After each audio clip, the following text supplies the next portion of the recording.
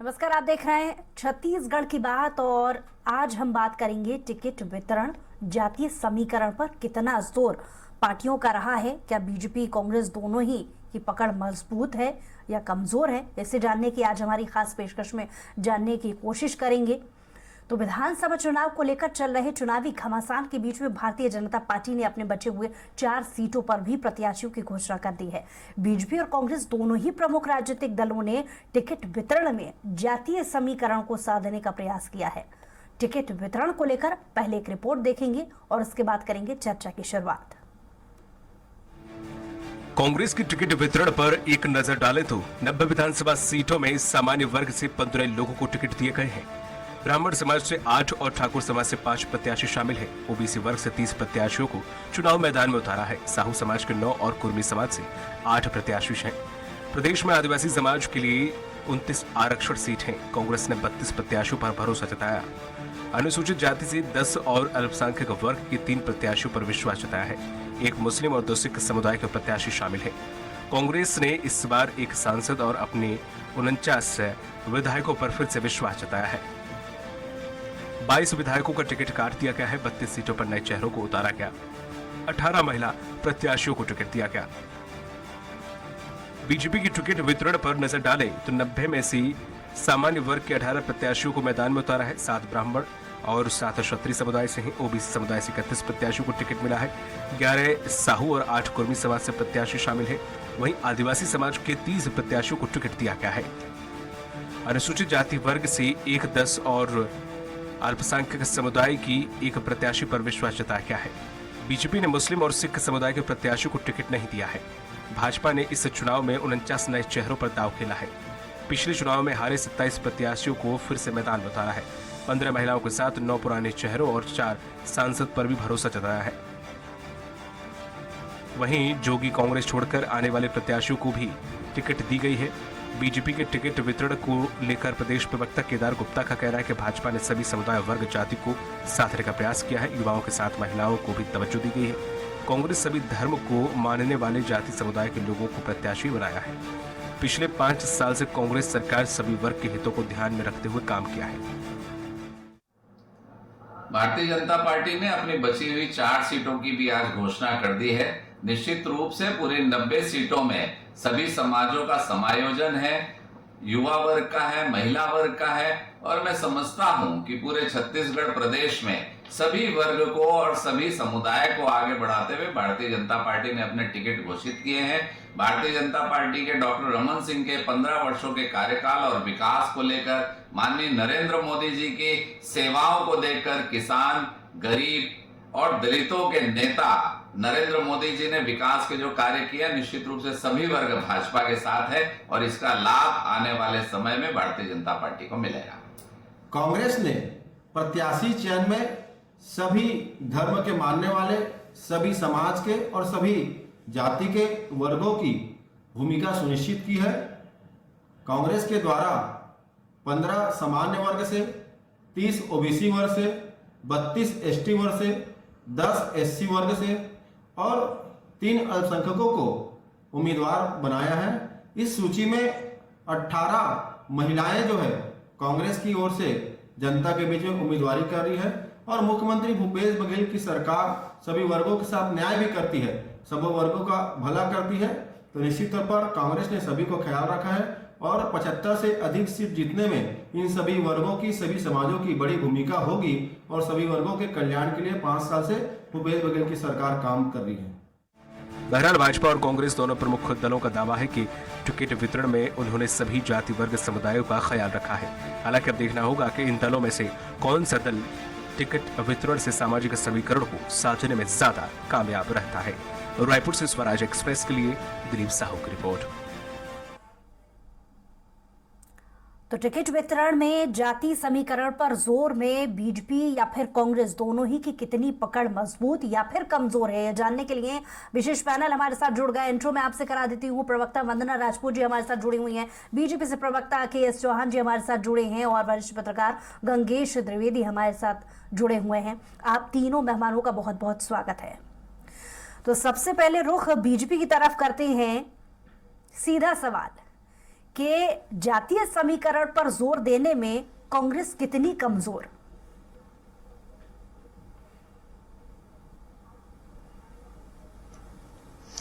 देखिए मोहतरमा, मैं सबसे पहले ये बोलना चाहूंगा कि जातिगत समीकरण से ज्यादा जरूरी है कि विनिंग कैंडिडेट कौन है, और जातिगत समीकरण से ज्यादा ये जरूरी है कि जनता किसको चाहती है। यहां बंदरबाट हुआ है। बंदरबाट कैसे हुआ है? आपने पिछले जो समीकरण किए थे, जैसे 2008 से 2013 के बीच में एक सर्वे हुआ था, उसमें यह दिखाया गया था कि छत्तीसगढ़ में जो 5000 या 5000 के आसपास जो जीतता है कांग्रेस, उसमें से 75 जो सीटें रहती हैं वो अगली बार से हार जाती हैं। तो ऐसे जो इन्होंने दिया है, उसमें जो इन्होंने जो टिकट वितरण किया है, उसमें 15 कैंडिडेट ऐसे हैं मोहतरमा, 15 जो 5000 के आसपास या 5000 से नीचे की मार्जिन से जीते हैं। दूसरा, आपने जो 22 टिकटें काटी हैं, उसमें से 8 कैंडिडेट आपके ऐसे हैं जो 32,000 के आसपास के कैंडिडेट, 32,000 के मार्जिन से जीते हुए। आपने 3 टिकटें ऐसी भी दी हैं जो हारे हुए नेता हैं, और उसके बाद जो हारे हुए नेता हैं और वो जो फिर से लड़े हैं, तो उसमें एक सर्वे आया था कि 90% वो अगला चुनाव हारते हैं कांग्रेस का। दूसरी बात, ये मैं बंदरबाट क्यों बोल रहा हूं और अंतरकलह क्यों बोल रहा हूं, इसको समझना जरूरी है। एक तरफ आप 32,000 जो जीते हुए हैं उसकी टिकट काट रहे हैं और तीन लोगों को टिकट दे रहे हैं, और उसके बाद स्थानीय कार्यकर्ताओं की उपेक्षा कर रहे हैं। कैसे? राजनांदगांव में उतारा जाता है 150 किलोमीटर दूर बागबाहरा से लाके, जिनको पहले भाटापारा भी देना चाह रहे थे, उसके बाद खमरिया भी देना चाह रहे थे, उसके बाद आप उसको राजनांदगांव देते हैं। रामानुजगंज में आप 200 किलोमीटर दूर से लाते हैं प्रत्याशी। क्या है ये? और दूसरी बात, जो 37 इनकी आंतरिक सर्वे आई थी, आंतरिक सर्वे में जो 37 विधायक इनके हार रहे थे, उसमें से लगभग बहुत सारे लोगों को टिकट दी गई है। क्यों दी गई है? ये इसलिए दी गई है कि वो आज से 2.5 साल पहले दिल्ली की परेड में वहां पर जाके बात किए, वहां पर इनकी परेड में किए थे, चाटुकारिता कर रहे थे। दूसरी बात, जो जनता के जो हित में आपको सदन में जो आपके खिलाफ बोलता है, जनता के हित में उसकी टिकट काट दी जाती है। जो आपके साथ वहां नहीं जाता उसकी टिकट काट दी जाती है, और जो आपका जमीनी कार्यकर्ता है उसकी टिकट काट दी जाती है। वो बोला जाता है कि आपने ये सवाल था कि टिकट किसका कटा, देखिए ये तो पार्टी तय करती है कि टिकट किसका काटना है, किसको देना है, ये पार्टी तय करती है।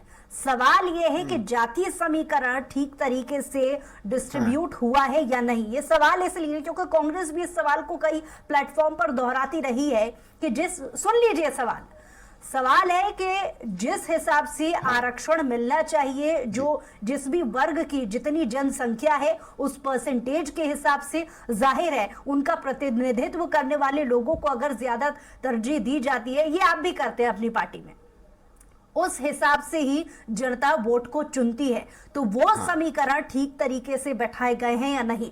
ठीक है, आपको बहुत समय मिल गया है, आप ही की बातों का रिएक्शन पहले वंदना जी से ले लेते हैं। वंदना जी, नहीं बैठाए गए हैं, आ रही हूं वापस, पहले वंदना जी से एक रिएक्शन ले लेते हैं। देखिए, कांग्रेस पार्टी सभी वर्गों के हितों में ध्यान रखकर काम करती है, और जब टिकट वितरण की बात करती है तो यहाँ पर जो टिकट वितरण है सभी वर्गों को ध्यान में रख करके, सभी धर्मों को ध्यान में रख करके प्राथमिकता दी गई है। अभी मैं चौहान जी की बात सुन रही थी, सिर्फ बात करते हैं तो इन लोग सिर्फ कांग्रेस के ऊपर उंगली उठाते हैं। सबसे पहले अपने गिरेबान पर तो झांक करके देखें। यदि बात करते हैं राजनांदगांव में कि बाहरी प्रत्याशी को ला करके बैठा दिए हैं, तो अगर रमन सिंह तो कवर्धा के जिले के रहने वाले हैं, तो रमन सिंह क्यों राजनांदगांव से चुनाव लड़ रहे हैं? दूसरी बात, यदि इन लोग जाति समीकरण के बारे में बात नहीं कर पाएंगे, क्योंकि जाति के हिसाब से इन लोग टिकट वितरण कर ही नहीं पाए। इन लोगों की कथनी और करनी में बहुत अंतर है। सिख समुदाय और मुस्लिम समुदाय से कितने लोग को टिकट दें, मेरे को ये बता दें। और दूसरी बात है, महिलाओं की बात करते हैं, 33% आरक्षण विधानसभा और लोकसभा में देने की ढोंग पीटते रहे, लेकिन छत्तीसगढ़ में सिर्फ और सिर्फ 15 महिलाओं को यहाँ पर मैदान में उतारा गया है।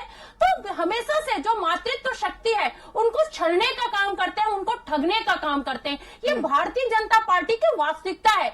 लेकिन आप देखेंगे कि भारतीय जनता पार्टी के बहकावे में अब आधी आबादी महिलाएं नहीं आएंगी, क्योंकि 2014 में मोदी जी ने महिलाओं से ठगा था।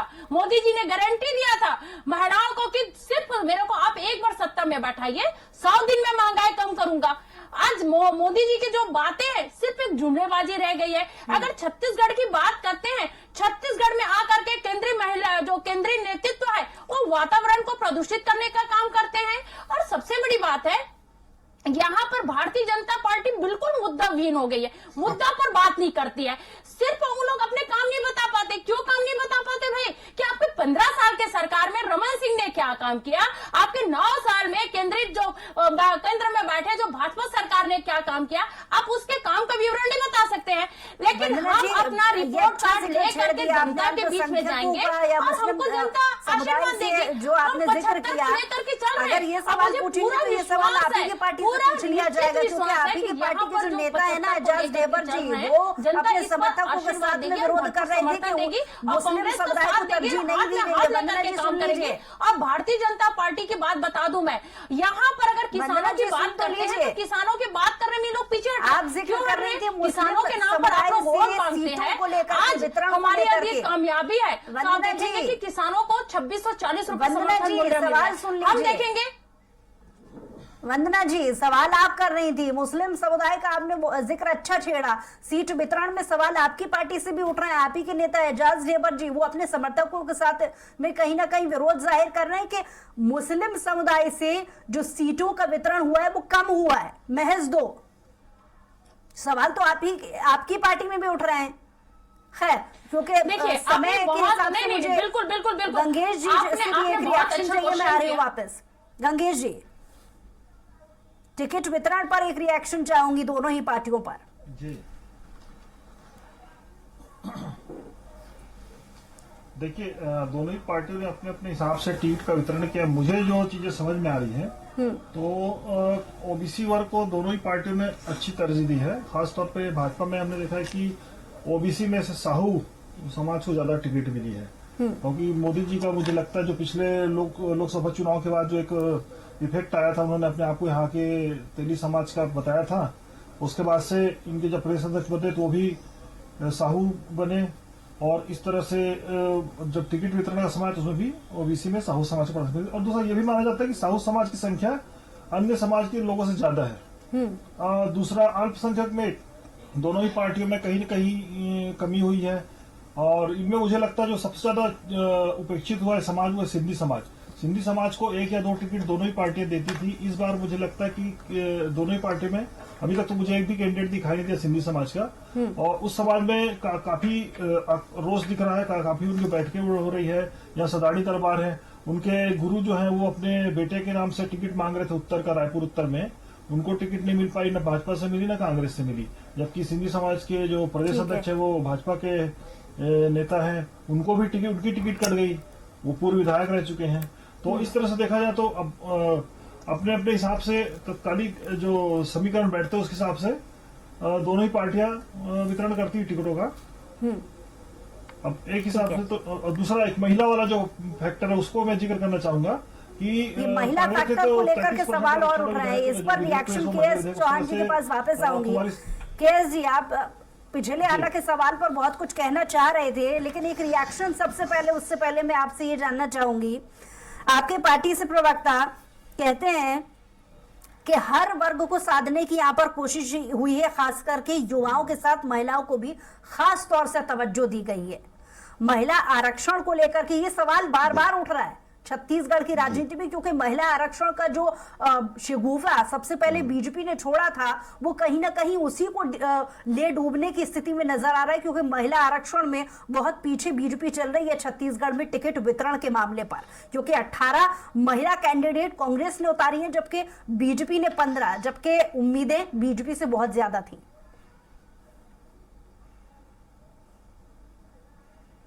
जी, सबसे पहली बात तो बेग जी मैं आपको ये बता दूं कि ये भारतीय जनता पार्टी का शगुफा नहीं था, ये एक सिस्टम था जो कि सिर्फ इस ही विधानसभा या एक चुनाव को देख के नहीं था, वो लॉन्ग लाइफ तक था। भारतीय जनता पार्टी रहे या ना रहे, लेकिन जो आज महिलाओं को सम्मान दे दिया गया है, जो में भी जिस तरीके से टिकट जहां पर चुनाव होने टिकट वितरण की जो अभी व्यवस्थाएं चल रही हैं, बीजेपी हर एक मामले में पीछे चल रही है महिला आरक्षण देने के मामले में।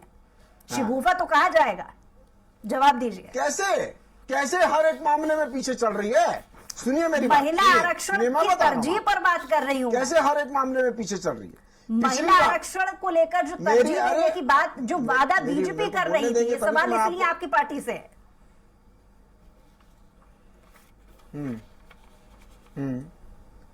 मोहतरमा, मैं एक बात बता दूं आपको कि जब हमारी 86 सीटें जब हो गई थी, 86 सीटें जब डिक्लेयर हो गई थी, उस समय तक 15 हमने ये 14 महिलाओं को हमने उतार दिया था। ठीक है, अब क्या होता है कि अरे हम तो पीछे रह गए। ये कांग्रेस ने बोला, कांग्रेस ने सोचा कि हम लोग तो पीछे रह गए। उसके बाद इन्होंने 3 महिलाएं और जोड़ दी लास्ट में 3 महीने।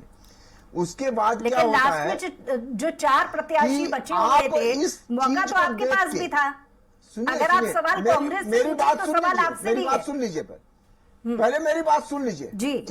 अरे मेरी बात सुन लीजिए ना मैडम, मेरी बात सुन लीजिए, मैं भी बोलना चाह रहा हूं जी, है कि नहीं? आप बोल रहे हर वर्ग में पीछे, तो मैं एक बात बता रहा हूं कि ओबीसी समाज में सबसे अधिकतर जो जनसंख्या है वो साहू और कुर्मी की है। इन्होंने साहू और कुर्मी को मिला के 18 सीटें दी हैं और हमने 20 सीटें दी हैं। जो ये ओबीसी का जो ढिंडोरा पीटते रहते हैं, ओबीसी को बोलते रहते हैं हम ओबीसी का सर्वे करवाएंगे, ओबीसी वर्ग का ये करवाएंगे वो करवाएंगे, उसमें आरक्षण करानी, तो ये आपके सामने दूध का दूध और पानी का पानी हो गया। और दूसरी बात, राहुल गांधी जी उदयपुर में बोलते हैं कि हम 50% न्यू फेसेस को लाएंगे। क्यों? क्योंकि उनको काम करवाना है और इसकी पुष्टि उन्होंने छत्तीसगढ़ में भी करते हैं। लेकिन वंदना जी उनसे रिएक्शन कर लेते हैं। जी वंदना जी, 32, मेरी बात सुनिए ना, मेरी बात अरे मेरी बात सुन लीजिए, 30 सेकंड का मेरे को समय दीजिए। आप मेरे समय में आप ज्यादा बोलते रहिए। मोहतरमा, मैं ये बोलना चाह रहा हूं कि भारतीय जनता पार्टी ने कितने न्यू फेसेस दिए? तो 46 दिए, 46, 50% से प्लस, 50% से प्लस हमने दिए। और उसके बाद आप लोग ने कितने दिए? तो 32 दिए।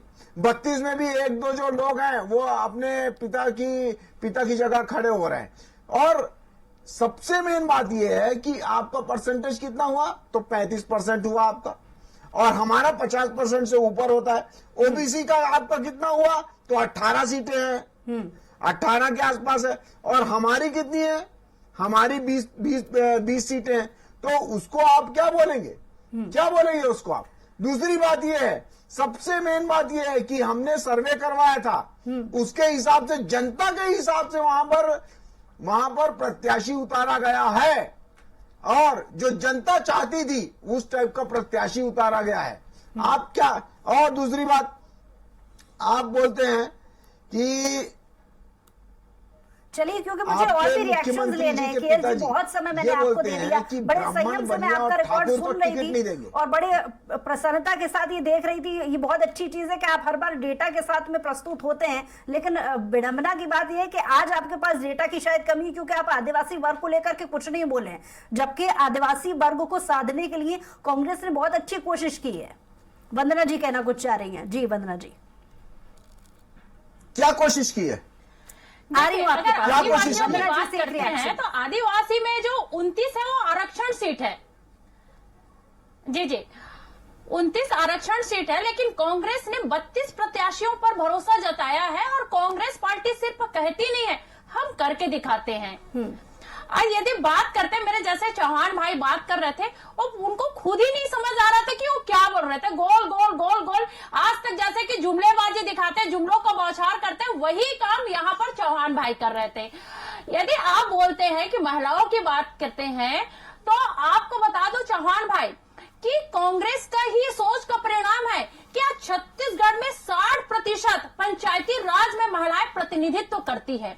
और सबसे बड़ी बात है कि आप यहाँ पर काम के बारे में बात नहीं करते। मैं बार बार यही चीज को बोलती हूँ, हम अपना रिपोर्ट कार्ड लेकर के हम जनता के बीच में जाएंगे। आप किस चीज को लेकर के जाएंगे जनता के पास? आप ये बताएंगे जनता को जाकर के कि डॉक्टर रमन सिंह ने 2003 में वादा किया था कि प्रत्येक आदिवासी परिवार को लेकर के बात ना हो, हम बात टिकट वितरण जातीय समीकरण को लेकर के बात कर रहे हैं, तो बात उसी पर हो पूरा क्या आप जनता को ये बताएंगे? वादा तो मैं भी गिना सकता हूँ। शराबबंदी का वादा, अनियमित कर्मचारियों का वादा, 1500 विधवा पेंशन का वादा, विधवा पेंशन का वादा, 200 फुटकार का वादा, आउटसोर्सिंग का वादा, आपने डीए हटाने का वादा किया, आपने संपत्ति कर आने का वादा किया, आपने बिजली बिल बर्दाश्त नहीं होता कि वंदना जी आपसे सवाल, वंदना जी सवाल सुन लीजिए। वंदना जी एक एक करके बोलिए, भारतीय जनता पार्टी का असली चाल और चरित्र है, असली जो शब्द है, असली जो जनता के हित की बात है, वंदना जी सुनने की क्षमता नहीं है, सुनने की क्षमता नहीं है। भारतीय जनता पार्टी के नेताओं में नहीं है और न ही प्रवक्ता में। छत्तीसगढ़ में आकर आप वातावरण प्रदूषित करते हैं। अरे कहा आज कांग्रेस सरकार ने 40 लाख परिवारों को गरीबी रेखा से भी बाहर निकाला है। ये कांग्रेस पार्टी की बहुत बड़ी उपलब्धि है। आज छत्तीसगढ़ में 0.8% बेरोजगारी दर है। एक कांग्रेस की उपलब्धि है। आज महिलाएं आत्मनिर्भर बन रही है। एक कांग्रेस आपकी सरकार में क्या करते थे? सिर्फ आदिवासी महिलाओं के साथ छत्तीसगढ़ के जनता के आदिवासी का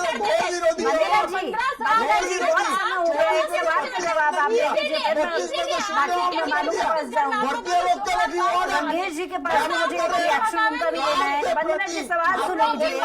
वंदना जी आप बीच में ना बोलिए, एक एक करके जवाब दीजिए। वंदना जी सवाल का जवाब दीजिए। वंदना जी, क्योंकि अल्पसंख्यक और अनुसूचित वर्ग को साधने के लिए ये अच्छी कांग्रेस बीजेपी की नजर आई थी, लेकिन मुस्लिम समुदाय को साधने के लिए बतौर प्रत्याशी मैदान में उतारने को लेकर कांग्रेस से भी उम्मीदें थी। यहां कैसे कमी रह गई?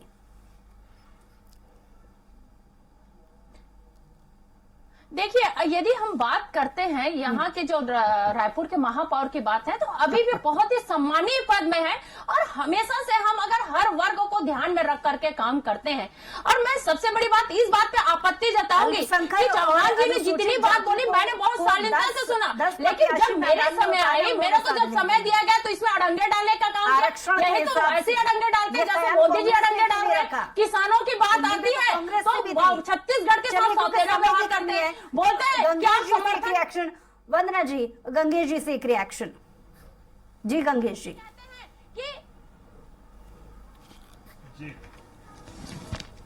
अभी तक आपने बीजेपी और कांग्रेस दोनों ही को सुना, क्या बीजेपी और कांग्रेस दोनों ही पकड़ मजबूत कर पाई जाति समीकरण को साधने के लिए, या फिर दोनों ही टाई फुस या कमजोर? क्या कहेंगे? नहीं, देखिए अपने अपने स्तर पे दोनों ने कोशिश तो अच्छी की है, लेकिन कुछ जगहों पे जैसे देखिए सवर्ण में ब्राह्मणों को ज्यादा टिकट 10% दे दिया इन्होंने, जबकि उतनी संख्या नहीं है। और उसमें मुसलमान कहीं छूट गए हैं, जो कि ये माना जाता है कि मुस्लिम वोट ज्यादातर कांग्रेस को कन्वर्ट होते हैं। और सबसे बड़ा इश्यू में महिलाओं के आरक्षण की बात जो हो रही थी, इसमें अधूरे का समय छत्तीसगढ़ का इस बार का जो अंतिम सूची आई है, मतदाता सूची, उसमें 57 सीटों पर महिलाओं की संख्या पुरुषों से अधिक है।